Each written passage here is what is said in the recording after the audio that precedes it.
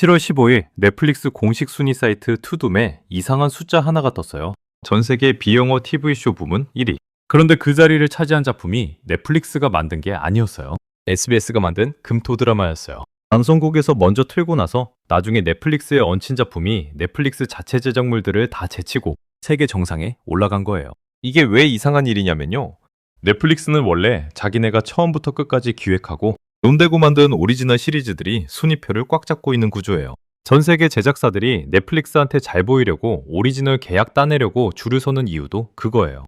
그런데 방송국이 방송국 방식대로 만들고 나중에 스트리밍에 올린 작품이 그 벽을 뚫고 들어가서 정상까지 찍은 거예요. 한 주도 아니고 2주 연속으로.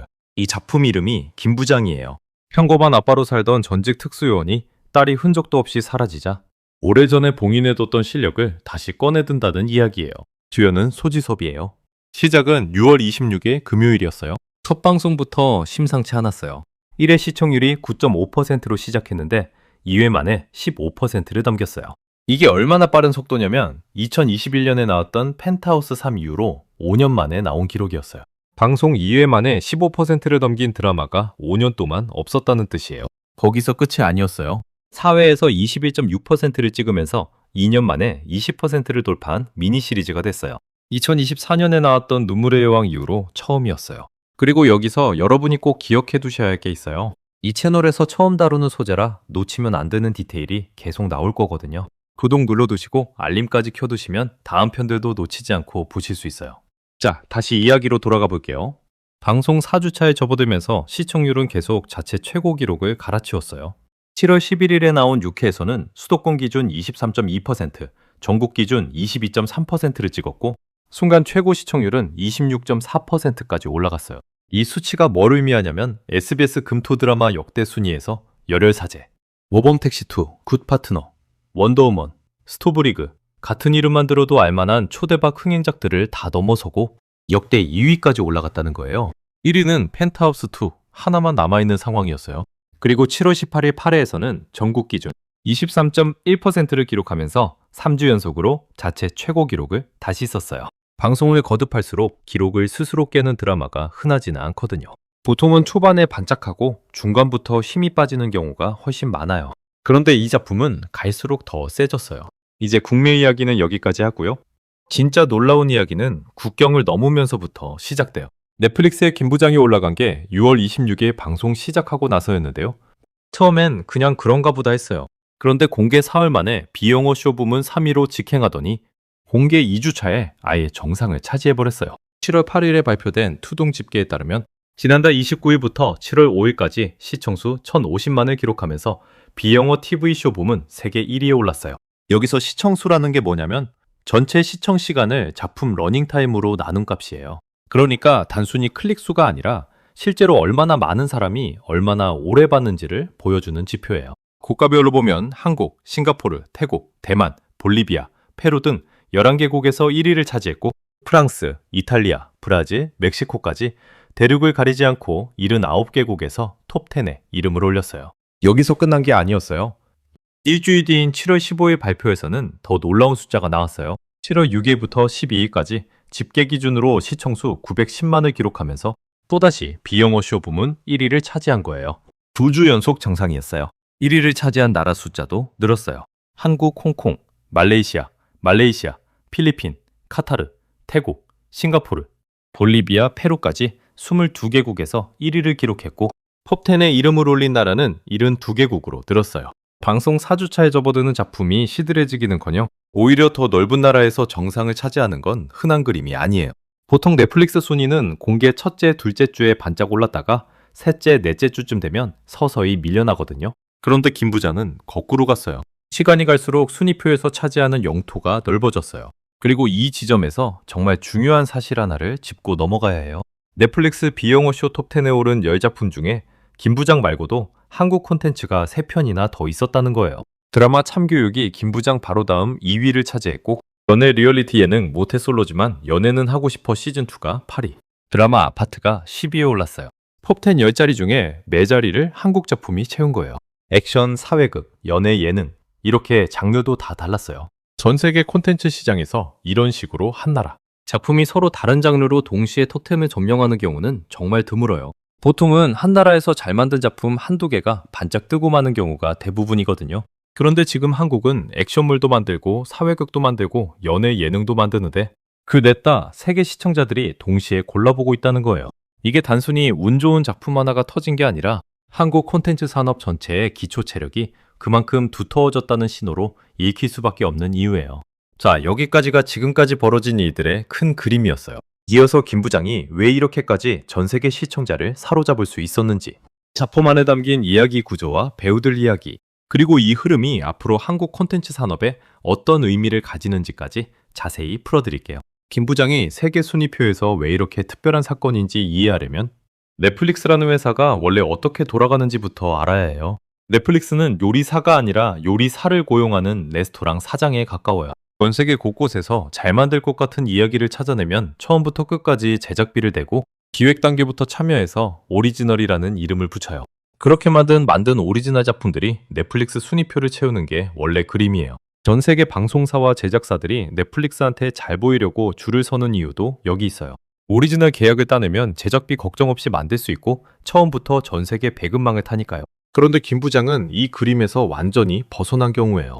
넷플릭스가 기획 단계부터 참여한 작품이 아니라 SBS가 자기 돈으로 자기 방식대로 만들어서 먼저 방송에 내보낸 다음에 나중에 넷플릭스가 판권을 사서 얹은 작품이에요. 쉽게 말하면 남의 식당에서 이미 다 만들어진 요리를 사온 건데 그 요리가 자기 식당 셰프들이 만든 시그니처 메뉴들을 다 제치고 손님들이 제일 많이 주문하는 메뉴가 돼버린 거예요. 식당 사장 입장에서는 어이가 없으면서도 반가운 상황이죠. 그리고 이게 왜 숫자로 봤을 때 더 무서운 일이냐면요. 넷플릭스 비영어쇼 톱10이라는 자리가 원래 얼마나 치열한 자리냐면요. 전 세계 190개국 넘는 나라에서 나온 비영어권 작품들이 다 이 하나의 순위표를 놓고 경쟁해요. 스페인어권 작품, 프랑스어권 작품, 일본 작품, 인도 작품, 튀르키예 작품까지 다 여기 몰려들어요.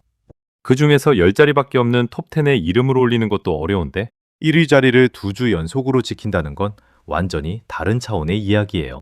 보통 순위표는 매주 요동쳐요.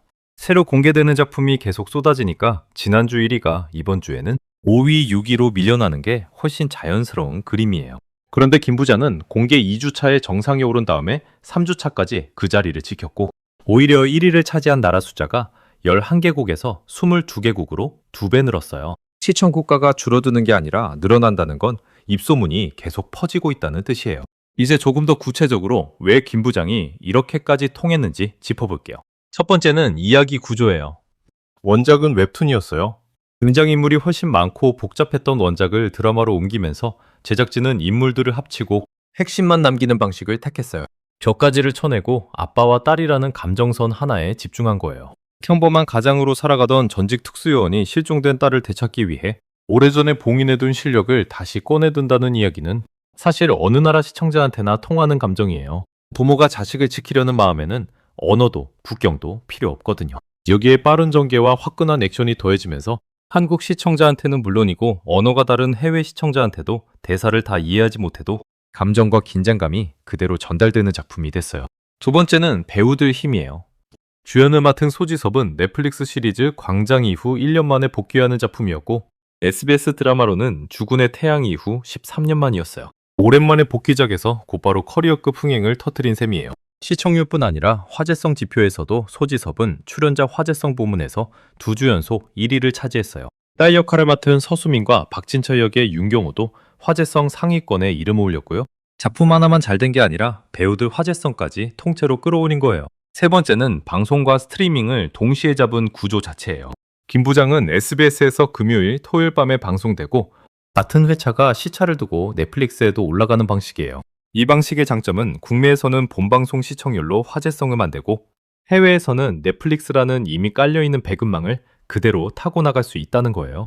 방송사 입장에서는 제작비 회수 창구가 하나 더 생기는 거고 넷플릭스 입장에서는 이미 국내에서 검증된 화제작을 낮은 리스크로 확보하는 거예요.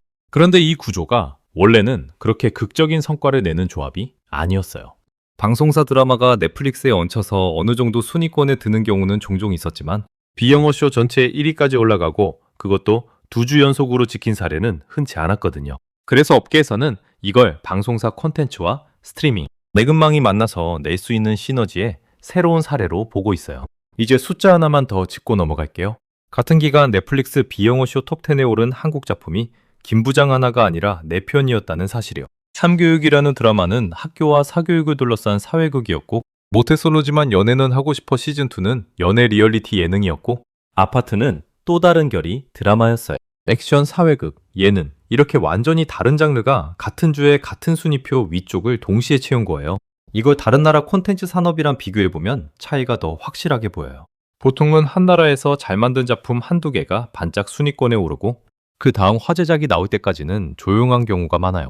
그런데 지금 한국은 서로 다른 장르의 작품 4편이 동시에 세계 시청자들의 선택을 받고 있어요. 이건 어쩌다 잘 만든 작품 하나가 터진 게 아니라 여러 장르에 걸쳐서 이야기를 만드는 힘 자체가 두터워졌다는 신호로 볼 수밖에 없어요. 배우 캐스팅 시스템, 연출 인력, 각본 작업 방식까지 산업 전체에 기초 체력이 쌓였다는 뜻이니까요. 이어서 이 흐름이 어디서부터 시작됐는지, 그리고 앞으로 한국 콘텐츠 산업이 어디까지 갈 수 있는지 역사적인 맥락과 함께 자세히 풀어드릴게요. 지금까지 나온 숫자들도 이미 놀라운데 여기서 하나 더 짚고 넘어갈 게 있어요. 굿데이터 코퍼레이션이라는 곳에서 매주 발표하는 펀덱스라는 화제성 지표가 있어요. 방송이든 OTT든 상관없이 뉴스에 얼마나 나왔는지, 온라인 커뮤니티에서 얼마나 언급됐는지, 영상 조회수는 얼마나 되는지, SNS에서 얼마나 퍼졌는지, 이 4가지를 다 합쳐서 매기는 점수예요. 7월 둘째 주 기준으로 김 부장은 이 화제성 지표에서도 2주 연속 1위를 차지했어요. 그런데 진짜 놀라운 건 그 다음이에요. 뉴스 부문 1위, 온라인 커뮤니티 반응 부문 1위, 영상 부문 1위, SNS 부문 1위. 4개 부문을 전부 다 싹쓸이했어요. 한 작품이 화제성을 구성하는 모든 항목에서 동시에 1위를 차지하는 경우는 흔치 않아요.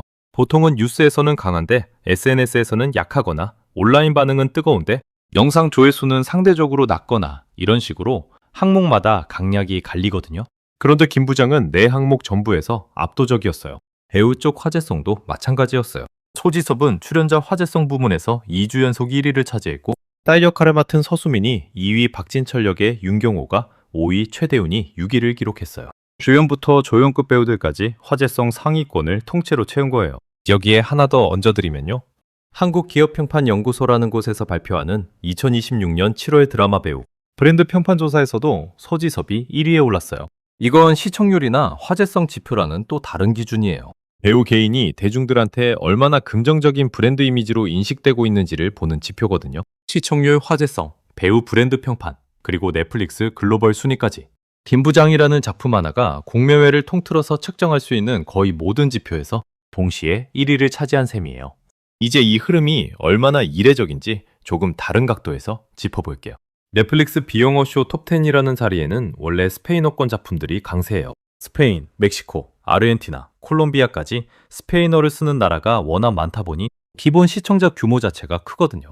프랑스어권이나 튀르키예 드라마도 각자 탄탄한 해외 팬층을 갖고 있고요. 이런 경쟁자들 사이에서 상대적으로 언어 사용 인구가 적은 한국어 콘텐츠가 2주 연속으로 전체 비영어쇼 1위를 차지했다는 것, 단순히 한국어권 시청자 숫자로 밀어붙인 결과가 아니라는 뜻이에요. 한국어를 모르는 다른 나라 시청자들이 자막이나 더빙을 통해서 일부러 찾아봤다는 뜻이에요. 프랑스, 이탈리아, 브라질, 멕시코처럼 한국어랑 아무 연고도 없는 나라들까지 톱10에 들어왔다는 사실이 그걸 증명해요. 방송 회차가 계속 나오는 상황에서도 이 흐름이 꺾이지 않고 있다는 것도 주목할 부분이에요. SBS는 시청자들 성원에 힘입어서 7월 31일과 8월 1일 이틀에 걸쳐서 김 부장 스페셜 방송까지 편성했어요. 본편이 끝나고도 별도 특집을 편성할 만큼 화제성이 식지 않고 있다는 뜻이에요. 제작진도 후반부로 갈수록 더 거센 액션과 반전이 기다리고 있다고 예고했으니까 지금까지 나온 기록들이 여기서 끝이 아닐 가능성이 높아요. 이렇게 국내 지표와 해외 지표 배우, 개인 평판까지 전부 다 같은 방향을 가리키고 있다는 건 우연히 운이 좋았던 결과라고 보기는 어려워요. 이어서 이 흐름이 어디서부터 시작됐는지, 그리고 앞으로 어디까지 이어질 수 있는지 마무리로 풀어드릴게요. 사실 한국 콘텐츠가 넷플릭스 순위표 꼭대기에 오른 게 이번이 처음은 아니에요. 이 흐름의 시작점을 짚어보면 2021년 가을로 거슬러 올라가요. 그때 나온 오징어 게임이 전 세계 90대 개국에서 1위를 찍으면서 넷플릭스 역사상 가장 많이 본 시리즈라는 기록을 세웠어요.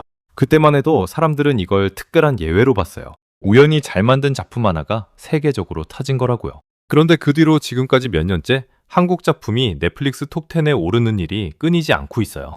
다만 예전이랑 지금은 결정적인 차이가 하나 있어요. 오징어 게임 때는 넷플릭스가 처음부터 기획하고 제작비를 댄 오리지널 작품이었어요. 넷플릭스 입장에서는 자기가 직접 키운 자식 같은 작품이었던 거예요. 그런데 김 부장은 달라요.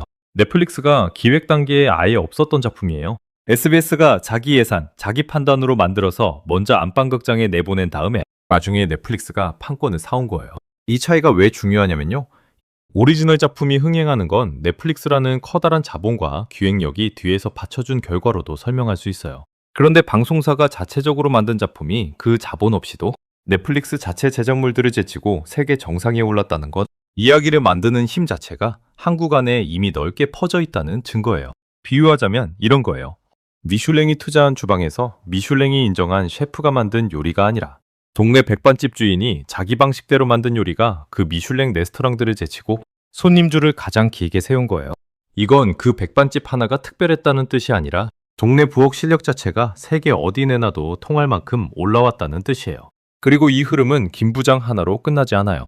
넷플릭스가 2026년 야심작으로 꼽고 있는 오리지널 시리즈가 공개되자마자 국내 넷플릭스 차트에서 김 부장을 밀어내고 정상에 올랐어요. 사극과 오컬트 판타지를 결합한 작품인데 제작비만 400억 원 넘게 들어간 걸로 알려졌어요. 이번엔 반대로 넷플릭스 오리지널이 방송사 드라마를 넘어선 거예요. 방송사 드라마가 넷플릭스 오리지널을 이기고 이번엔 넷플릭스 오리지널이 방송사 드라마를 이기고 이렇게 서로 주거니 받거니 하면서 정상 자리를 놓고 경쟁하는 구도 자체가 지금 한국 콘텐츠 시장 안에서 벌어지고 있는 거예요. 바깥에서 보면 한국이 만드는 이야기끼리 서로 경쟁하면서 전 세계 순위표 꼭대기를 번갈아 차지하고 있는 셈이에요. 한쪽이 세계를 놀라게 하면 다른 쪽에서 또 다른 작품이 나와서 그 자리를 잇는 구조가 만들어진 거예요. 이 채널에서 K컬처 이야기를 계속 다루는 이유도 여기 있어요. 앞으로도 이런 소식이 계속 나올 텐데 매번 놓치지 않고 보고 싶으시면 구독 눌러두시는 걸 추천드려요. 이제 처음 이야기로 돌아가 볼게요. 7월 15일 넷플릭스 투둠 화면에 떴던 그 숫자 기억나시나요? 비영어 TV쇼 부문 세계 1위. 방송사가 만들어서 나중에 얹은 작품이 넷플릭스 자체 제작물들을 제치고 정상에 오른 그 장면이요. 그건 그냥 드라마 한 편이 잘 됐다는 소식이 아니었어요. 한국이라는 나라 안에서 이야기를 만드는 힘이 방송국이든 스트리밍이든 어느 쪽에서 시작하든 세계 시청자들의 마음을 붙잡을 수 있을 만큼 두터워졌다는 증거였던 거예요. 소지섭이라는 배우 한 명, 김 부장이라는 작품 하나의 성공이 아니라 그 뒤에 쌓여있는 한국 콘텐츠 산업 전체의 저력이 드러난 순간이었던 거예요. 다음에 또 어떤 작품이 이 순위표에 올라올지 그 소식도 이 채널에서 가장 먼저 전해드릴게요. 구독과 좋아요는 다음 이야기를 준비하는 데 큰 힘이 돼요.